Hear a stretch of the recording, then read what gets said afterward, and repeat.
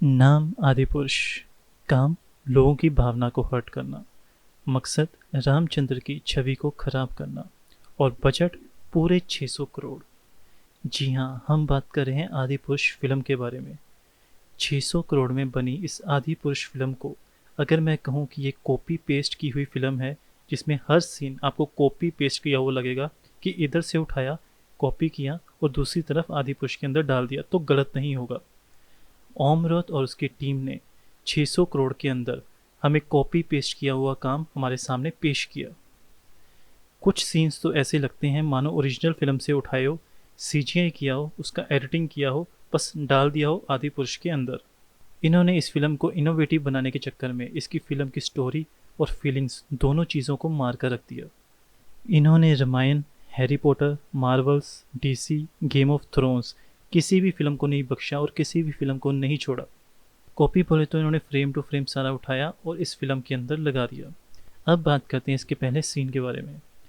पहले सीन में जब रावण ब्रह्मदेव के सामने पूजा करते हैं, उनसे वरदान मांगते हैं, तो लगभग उस समय जो उनका लुक है वो उठाया हुआ है फिल्म गेम ऑफ थ्रोन से। देखिए इस फोटो में रावण के बारे में बच्चे को पता था कि वो किस तरह का लगता है, किस तरह के उसके कपड़े थे, कैसा वो दिखता था। क्योंकि बचपन से लेकर अभी तक हम लोग रामलीला देखते रहे हैं, हम लोग दशहरा देखते रहे हैं, वहाँ पर हम रावण को देखते रहे हैं।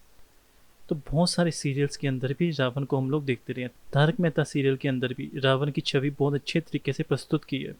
लेकिन इनकी टीम को सारी ज़िंदगी यही नहीं पता लगा कि रावण दिखता कैसा था। रावण एक राजा था जिसका एक ऑरा था, लेकिन इन्होंने छपरी रावण बना दिया जिसके बाल खड़े थे और अजीब से कपड़े पहने हुए थे। नेक्स्ट सीन में जब श्री रामचंद्र जी समुद्र के अंदर पूजा कर रहे होते हैं, तो वो सीन शुरू से, जब से ये टीजर के अंदर रिलीज हुआ है, तब से लोग इसको इंस्पायर्ड और कॉपी बोल रहे हैं।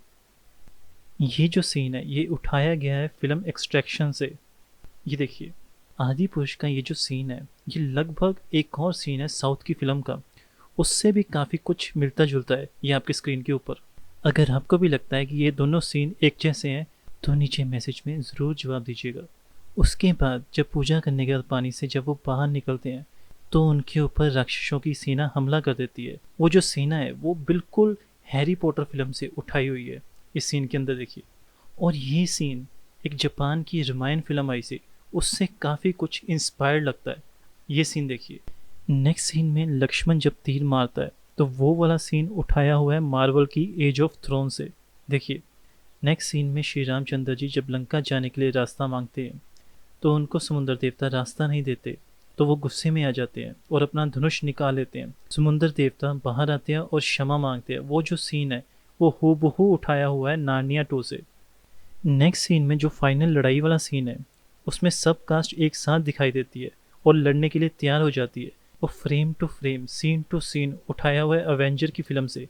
ये देखिए नेक्स्ट सीन में, ये सीन तो याद ही होगा आप लोगों को, जिसमें हनुमान जी को एक छपरी की तरह दिखाया गया है, जिसमें वो एक बहुत ही घटिया वे में डायलॉग बोल रहे हैं, तेरे बाप का, इसके बाप का, उसके बाप का। बेसिकली ये जो डायलॉग है ये भी उठाया गया है। इस्कॉन के गुरु जी हैं इमोग लीला प्रभु, उन्होंने एक बार, तो उस समय उन्होंने प्रवचन के अंदर ये लाइंस बोली थी, जिसको तोड़ मरोड़ कर इस तरह से बनाया गया कि एक एक्सपेक्टेड लाइंस, एक अच्छी लाइंस को इन्होंने बकवास बना कर रख दिया। अच्छा, घी किसका? रावण का। कपड़ा किसका? रावण का। आग किसकी? रावण की। जली किसकी? रावण की। ये था डायलॉग। लेकिन इन घटिया 2 रुपये वाले राइटर्स ने हनुमान जी की छवि को खराब कर रख दिया। जिस तरह से साउथ की फिल्मों के जो विलन्स होते हैं, इन्होंने छपरी लोग हनुमान जी को दे दिया। इस तरह के डायलॉग्स जो होते हैं वो बाहुबली जैसी थोड़ी सी वैसी फिल्मों को सूट करते हैं जो मास फिल्में होती है। धार्मिक फिल्मों को इस तरह के डायलॉग्स अच्छे नहीं लगते। इनको शर्म आनी चाहिए इस तरह के डायलॉग्स हनुमान जी के मुंह से निकलवाते हुए। कहते हैं कि जिस चीज़ में श्रद्धा ना हो, भक्ति ना हो, वो चीज़ कभी अच्छी बन ही नहीं सकती। वैसे ही इनको ना तो रामायण में कोई इंटरेस्ट था, ना ही इनको रामचंद्र जी में कोई इंटरेस्ट था। इनको सिर्फ पैसा बनाना था, किसी भी तरीके इनोवेशन करके सिर्फ इनको हिंदू रामायण के ऊपर इनको सिर्फ पैसा बनाना था। नेक्स्ट सीन में चमगादड़ वाला सीन।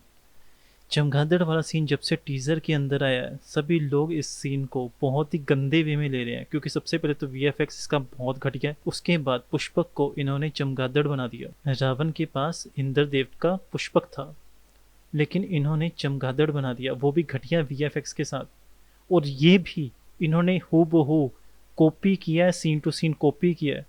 ओ भाई, अगर कुछ कॉपी करना ही था कोई अच्छे तरीके से कॉपी करते, ये क्या घटिया तरीके से आपने कॉपी किया। मुझे तो समझ नहीं लगती, ये जो फिल्म बनाई है इन्होंने, कौन सा माल फूंक के, कौन से सस्ते नशे करके इन्होंने ये फिल्म बनाई है। एक नॉर्मल पर्सन को भी पता है ये फिल्म देखने के बाद कि ये फिल्म बहुत घटिया बनी है। क्या इनकी टीम में एक भी पर्सन ऐसा नहीं था जो ये बता सके कि फिल्म अच्छी नहीं बनी। नेक्स्ट सीन में रावण की एंट्री है, वो भी कॉपी सीन है मार्वल के थॉर जो करेक्टर है, वो जो एंड गेम और इन्फिनिटी के अंदर ये दोनों को मिलाकर इन्होंने रावण की एंट्री सीन को यहाँ पर बनाया है। इन्होंने ना तो रामायण पढ़ी है, ना तो इनको कुछ पता है, उठाकर मार्वल्स और डीसी की फिल्में देखी और इन्होंने ये आदि पुरुष फिल्म बना दी।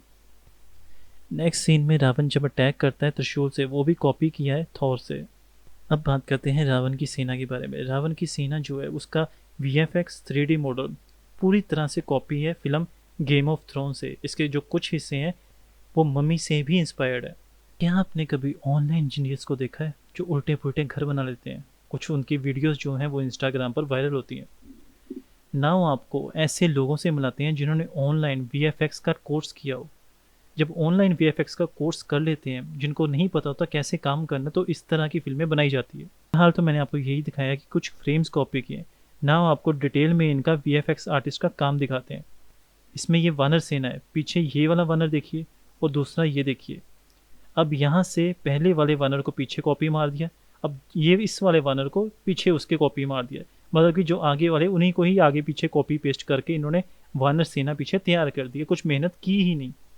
ये देखिए आपके सामने 600 करोड़ की फिल्म, Ctrl+C और Ctrl+V दबाकर इन्होंने पूरी फिल्म ही बना दी कि इधर से सीन उधर से उठाया, इधर से इधर वानर सेना को बनाया, उसी को कॉपी पेस्ट बनाया, कुछ है ही नहीं। अब मुझे सिर्फ इतना पूछना है, Ctrl+C और Ctrl+V दबाने के 600 करोड़ लगते हैं क्या? और एक सीन के अंदर प्रभास जब पानी से बाहर निकलते हैं और सामने राक्षस आ जाते हैं, तो वो जो सीन है वो भी उठाया हुआ है बाहुबली के सीन से।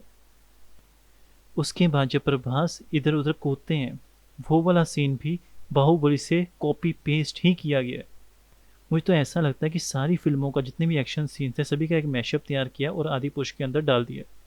एक सीन आप लोगों ने देखा होगा बाहुबली के अंदर, जब वो डैम के ऊपर चढ़ते हैं, सीधे भागते हुए जाते हैं और डैम के ऊपर चढ़ते हैं, वही सीन इन्होंने आदि पुरुष के अंदर ये डाल दिया है। इस पेड़, ये देखिए, वही सीन इन्होंने आदि पुरुष के अंदर डाल दिया है। देखिए इस सीन में मुझे लगता है इन्होंने कुछ शूट किया ही नहीं, सभी कुछ इधर उधर से जुगाड़ किया, उसको एडिट किया, सीन्स को बस इसके अंदर डाल दिया।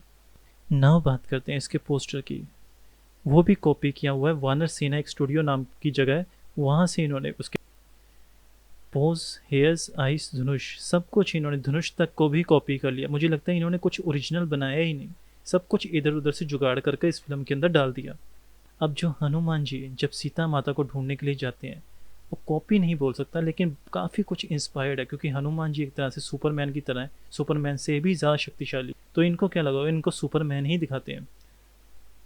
तो इन्होंने सीन उठाया सुपरमैन का और जो वो डिट्टो सीन इंस्पायर्ड होकर वैसा का वैसा ही चेप डाला श्री रामचंद्र जी की। अब ये ड्रेस देखिए, ये जो ड्रेस है ये हूबहू कॉपी मारी हुई है स्पार्टन्स फिल्म से। अब इन चक्कस के बीच में रावण की लंका कैसे बच सकती है? इन्होंने सबसे पहले सोने की लंका को दिखा दिया, कोयले से भरी हुई लंका। उसके बाद अगर मैं कहूँ कि ये जो इन्होंने डिज़ाइन किया, ये जो इन्होंने स्केच डिज़ाइन किया है, ये भी इनका खुद का नहीं, ये भी उठाया हुआ है इस सीन के अंदर। देखिए अब बात करते हैं बाली और सुग्रीव की, क्योंकि मेन कैरेक्टर्स की बात हो चुकी है। बाली और सुग्रीव को इस तरह से इतने घटिया वे में दिखाया है, उनकी जो फाइट सीक्वेंस है इतना घटिया VFX एनिमेशन दिखाया कि उससे अच्छे पोगो चैनल पर VFX आपको एनिमेशन देखने को मिलता है। अब ये जो इनके करेक्टर, इनका जो फेस है वो उठाया है टेम्पल रन गेम से।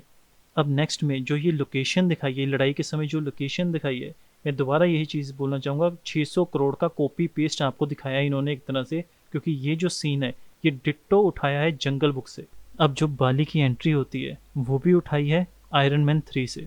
अब मेन करेक्टर्स भी हो गए, बाली सुग्रीव भी हो गए, अब बची वानर सेना। पूरी की पूरी जो वानर सेना की जो करेक्टर स्केचिंग की गई है वो की है प्लेनेट ऑफ एप्स को इंस्पायर्ड रखकर। मैं कहूँगा कि इन्होंने जम के पूरा दिल से इन्होंने कॉपी पेस्ट का यूज़ किया है। Ctrl+C और Ctrl+V को बस दबाते गए। इस सीन के अंदर वानर सेना की जगह चिपैंजी दिखा दी है, और ये जो चिपैंजी है ये हूबहू फ्रेम टू फ्रेम उठाया है इस सीन के अंदर। देखिए, अगर मैं कहूँगा कि ओम रॉथ ने आदि पुरुष में मल्टीवर्स बना दिया, अलग अलग फिल्मों का एक पूरी फिल्मों का यूनिवर्स, सभी के सीन उठाकर इस फिल्म के अंदर डाल दिए, तो ये गलत नहीं होगा। इस सीन में देखिए, जब मेघनाथ उनको धक्का मारते हैं ऊपर से और नीचे गिरते हैं, वो भी सीन उठाया हुआ है अवेंजर फिल्म से। ये देखिए,